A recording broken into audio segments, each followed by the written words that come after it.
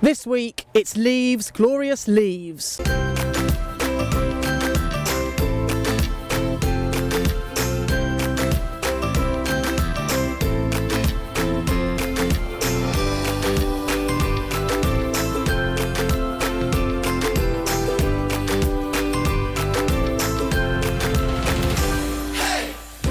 Hi, I'm Ian Roofe and welcome to Get Gardening, and today we're looking at the importance of foliage in the garden, particularly through the winter months.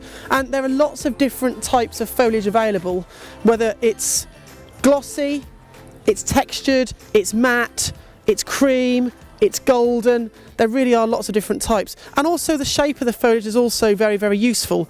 Now here I've got a plant called Fatsia. This is Fatsia japonica variegata, and this is so good in this particular shady part of the garden. Not only does it keep its foliage right the way through the year, but it's got this wonderful cream textured on its margins with splashes of grey in there as well.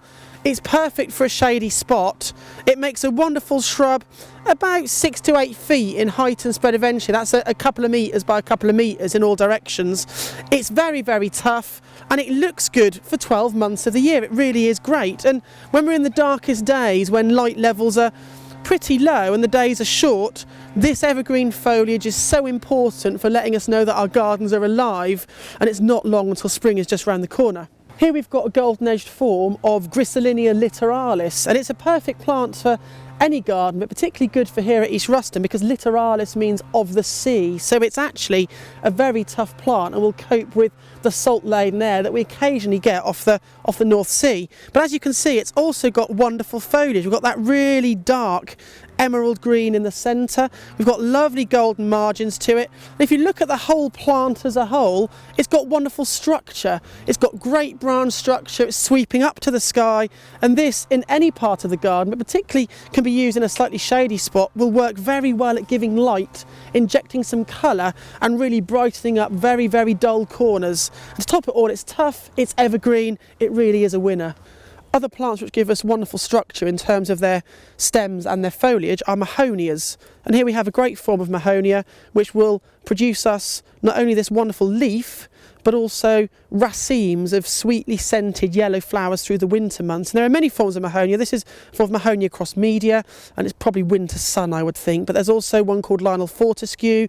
There's one called Faith, Hope and Charity. You don't find them all, but they're all available.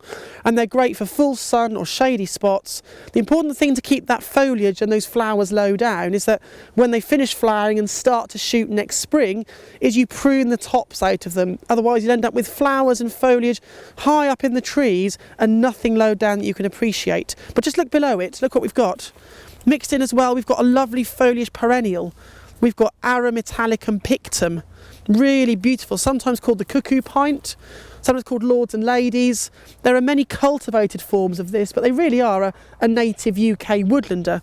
But this lovely marbling you get on the foliage there really is quite lovely.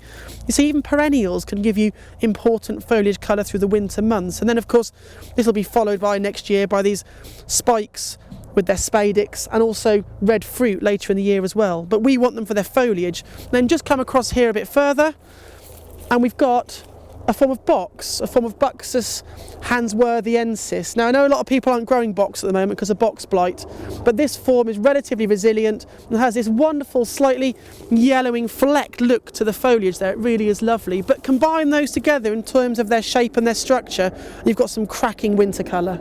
And this combination just above me here is a mix of Picea, which gives you that wonderful glaucous blue and that wonderful conical-like structure. And then just nestled in front of it is a form of golden yew.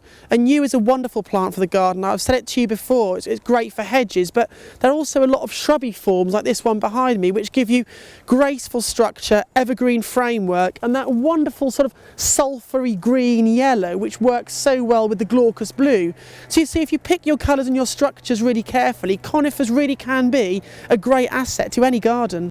Your foliage in the garden doesn't have to be restricted to shrubs. It can also be used for trees and also for perennials. And here we have a great example. High up here, this wonderful tree is Cedrus atlantica. And as you can see, it's got beautiful modified leaves, which are needles, that wonderful glaucous blue, And as we sweep down the trunk to the bottom, it's complemented by a wonderful contrasting foliage shape, and that is Astelia chathamica.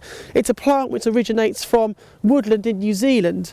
And normally with these plants that tend to have the spear-like on them and the sort of shiny leaf, people associate them with sort of open, hot, dry conditions, but this actually thrives in shade, cool, shady spots. It loves it. So you can see how we've got that contrasting leaf shape and also the complementing of the foliage, the silvers with the blues. And if you go up to the cedar and across a little bit, you'll see we've got a eucalyptus, one of the snow gums there. You'll see how that works really well. And in other videos you'll see us talking about bark and stems and how important that is for the garden. But you see, it doesn't have to be at the ground level. You've got the whole sky you can paint as well, and it's these plants which are so important for that.